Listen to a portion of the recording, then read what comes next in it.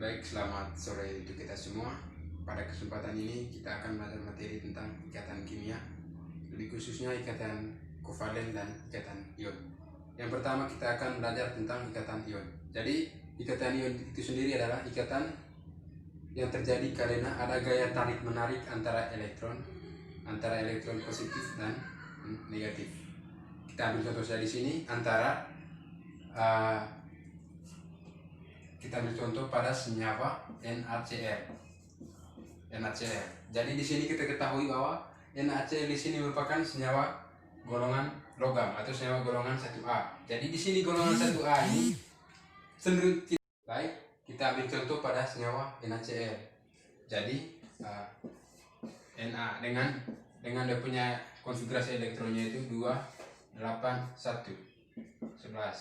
Jadi pada atom ini dia cenderung tidak stabil karena ada satu ruang yang hanya dihuni oleh satu elektron. Jadi untuk mencapai kestabilannya, maka atom Na ini akan melepaskan satu elektronnya.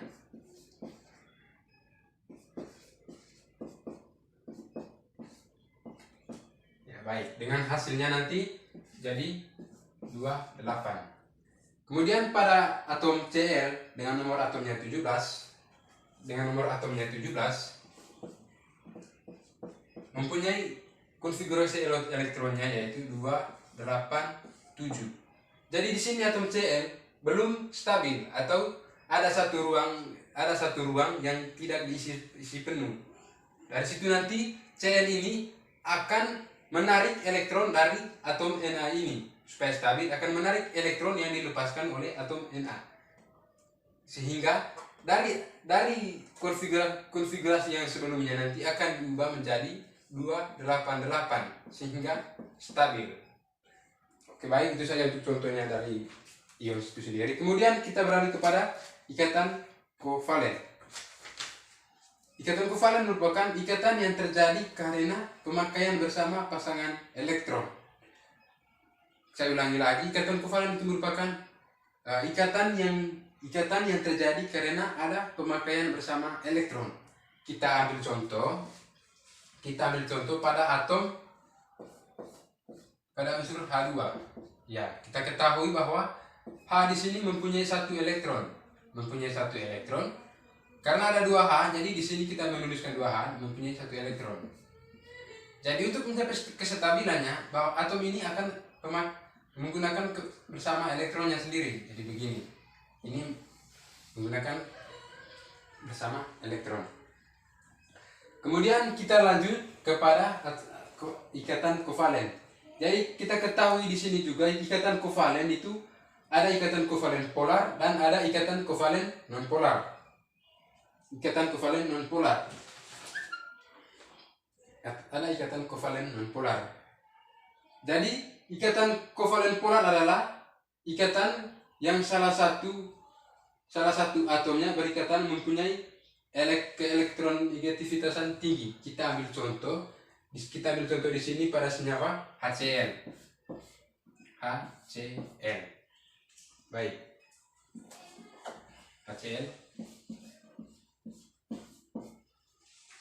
Antara atom H dan atom Cl, di sini yang lebih elektronegatif yaitu atom Cl. Di sini yang lebih elektronegatifnya itu atom Cl, sehingga elektron ikatannya nanti akan putus ke Cl. Jadi di sini H menjadi H+ dan Cl menjadi Cl-. Itu untuk ikatan kovalen polar. Dan untuk ikatan kovalen nonpolar, kebalikan dari itu sendiri, bahwa ikatan kovalen nonpolar adalah ikatan yang terjadi jika kedua atom berikatan mempunyai afinitas elektron yang sama atau memiliki keelektronegatifan yang sama. Mempunyai keelektronegatif yang sama, sehingga untuk membagikan elektronnya itu nanti akan lebih sulit. Itu perbedaan antara ikatan kovalen polar dan ikatan kovalen nonpolar. Oke. Kemudian yaitu sifat fisika dari senyawa kovalen. Yang pertama di sini yaitu dalam keadaan padat, cair, dan gas senyawa kovalen dapat mengantarkan arus listrik, akan tetapi beberapa senyawa kovalen polar seperti HCl dapat mengantarkan arus listrik di dalam air. Terus yang kedua, pada umumnya tidak larut dalam air, tetapi larut dalam pelarut non-polar. Senyawa kovalen polar dapat larut dalam air.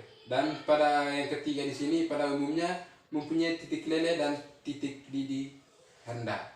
Jadi untuk memperjelasnya Pak akan mendemonstrasikan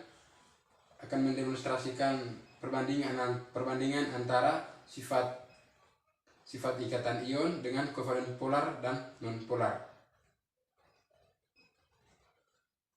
Ya baik, untuk mempermudahkan kita belajar tentang ikatan kimia, lebih khusus di sini kita akan khususnya antara ikatan ion dan ikatan kovalen. Maka di sini saya akan melakukan demonstrasi. Jadi tujuan dari percobaan ini sendiri yaitu untuk membandingkan sifat senyawa ion dan senyawa kovalen, lebih khusus pada senyawa kovalen polar dan non polar. Jadi alat dan bahan yang saya gunakan di sini yang pertama di sini ada alat, ada tabung reaksi, ada lapis spiritus, ada penjepit dan ada termometer. Dan untuk bahannya sendiri, di sini saya menggunakan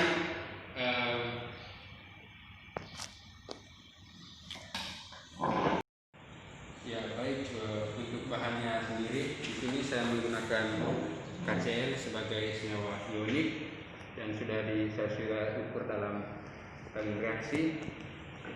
Kemudian di sini ada CaCl2 sebagai senyawa non polar, saya sudah ukur juga.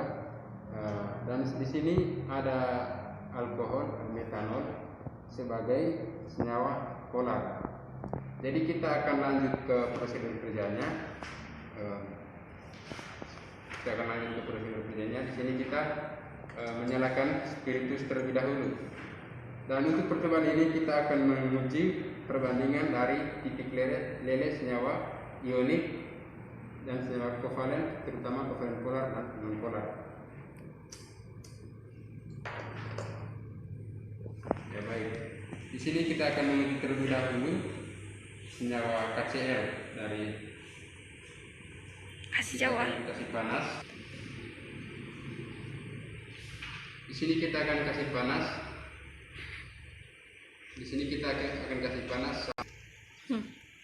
Ya, di sini kita akan memanaskan kristal KCl sampai semua kristalnya meleleh. Jadi untuk tidak terjadi kesalahan, kita harus pelan-pelan sampai semua kristalnya meleleh.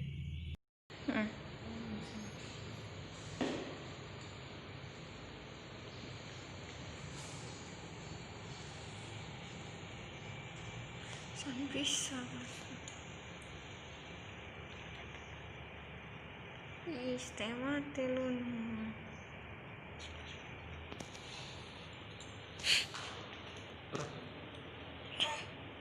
itu makanya karuni resin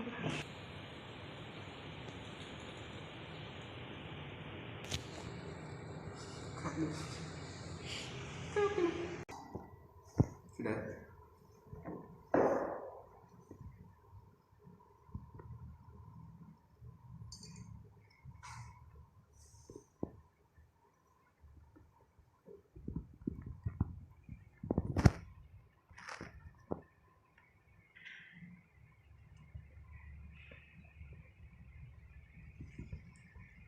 Suhu yang diperoleh yaitu 80 derajat Celcius.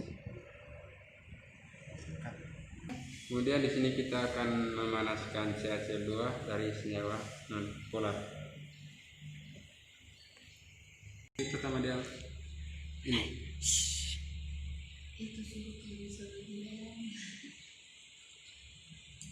Tidak ada air lagi.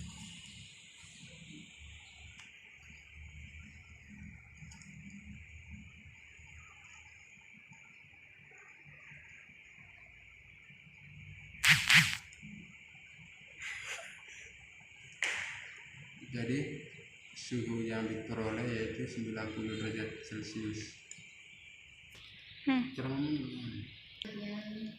Selanjutnya kita akan menguji lagi temu reaksi yang kedua dengan senyawa yang sama, itu CaCO2. Di sini bertujuan untuk menentukan suhu yang tepat dari CaCO2 sendiri.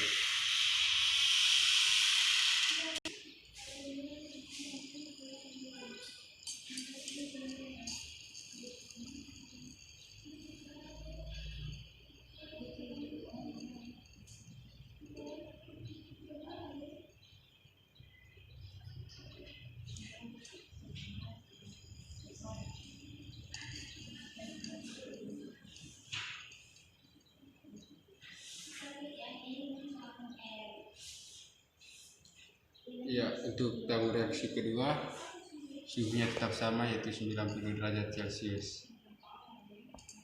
Ya. Ya, kemudian untuk percobaan yang ketiga di sini yaitu dari senyawa polar. Di sini saya menggunakan alkohol, di sini lebih khususnya kepada metanol. Jadi kita akan memasukkan metanol sampai mendidih.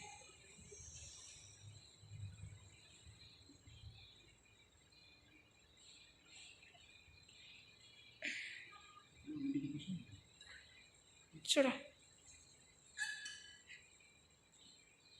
Awas kacau, wait teh.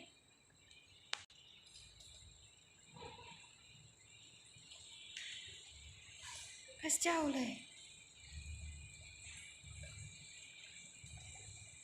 Jauh, ambil.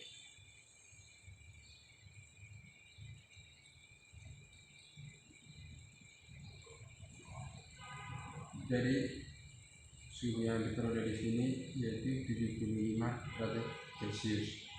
Reaksi yang pertama. Kemudian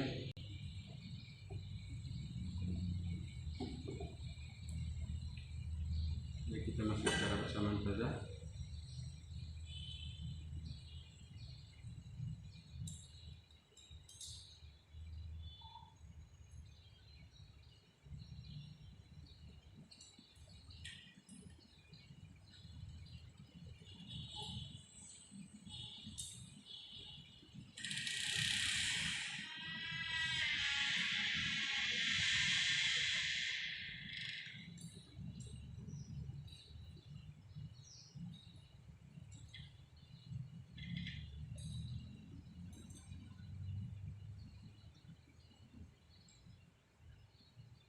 Masih jadi pertama seperti 75. Jadi dari pengamatan ini disebutkan alkohol memiliki titik didih 75 derajat Celcius atau titik lelehnya. Sekian. Jadi berdasarkan percobaan yang telah kita lakukan, untuk hasilnya dapat kita peroleh, dapat kita lihat pada tabel berikut. Sekian dan terima kasih.